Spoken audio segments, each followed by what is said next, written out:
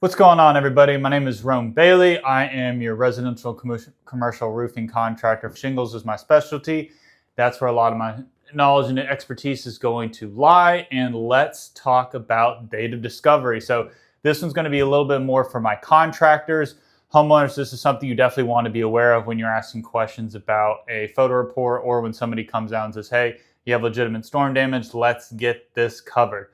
So the main things I'm going to be going over when it comes to data discovery is going to be the two big factors, right? So what's covered by insurance after storms, wind, and relating to hail. First one I'm going to be covering, because it's a little bit more, is going to be hail.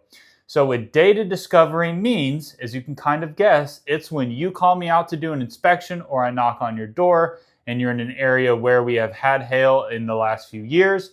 I get up on your roof, I find storm damage. The thing is, I don't have any storm tracking data, whether it be an app, whether it be something I've looked for in the area that pinpoints a hail date for what I'm seeing on your roof. That is super, super important, because most carriers, it's going to be a little bit different depending on how your policy is written. You have about 6 months to a year to have that covered under that policy, right? So data discovery means I climb up on your roof, I find storm damage, I find collateral damage, and hopefully I find fresh spatter up there. And then I go look at my storm data, and if I don't see anything, but all the factors are there, that's going to be data discovery, meaning I can't pinpoint when this hail hit this roof. I just know that, in my opinion, based on what I'm looking at, it's fresh hail and the damage is still legitimate, and it's something that you need to take to insurance to make sure that it gets covered. So a couple factors play into this. This is typically never something I ever rely on. This is going to be really easy dismissal for a lot of carriers. I'm not going to single anybody out, but there's several carriers where they don't even accept certain storm tracking data, let alone no storm tracking data. So what this means is, if a lot of carriers, the way they analyze hail is, even if they see it, even if I've had adjusters agree with me in the field, they say, I don't have a date to put on this, therefore I can't push it through. This has happened to me a few times, so this is something I'm very, very hesitant about.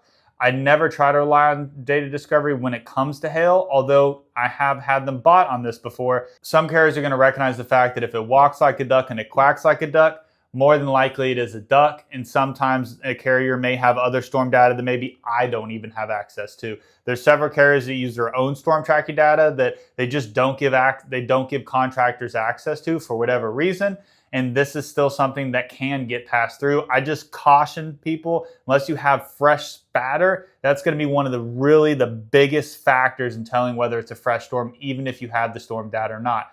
Fresh spatter means whenever a hail hits a property, whether it knocks off algae off the roof, so that's staining that blue-green algae, that black streaking you see on the roof, when hail hits it, it's going to leave a white mark, and it's going to knock a little bit of that algae off. It's going to essentially clean it, not necessarily direct physical damage, but it's going to show the density of the hail, the size of it, and then it's going to indicate that there was a fresh storm.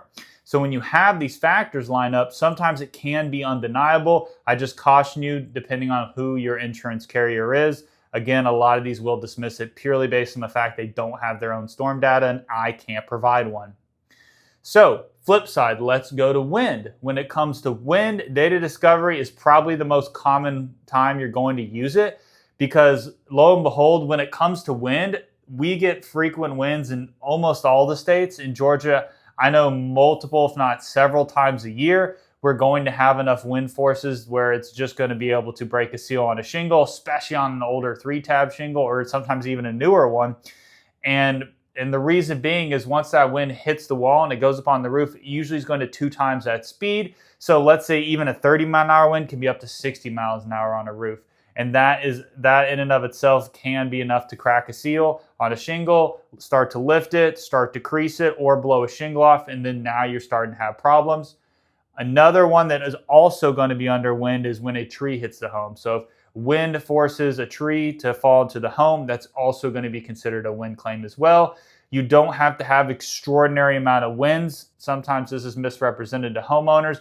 Doesn't take crazy wind speeds to break a seal and crease them. A lot of the times it can be something a little bit slower. So when it comes to a wind date, while we do have catastrophic events from your hurricanes to tornadoes, it doesn't necessarily have to be something that's crazy on the record books.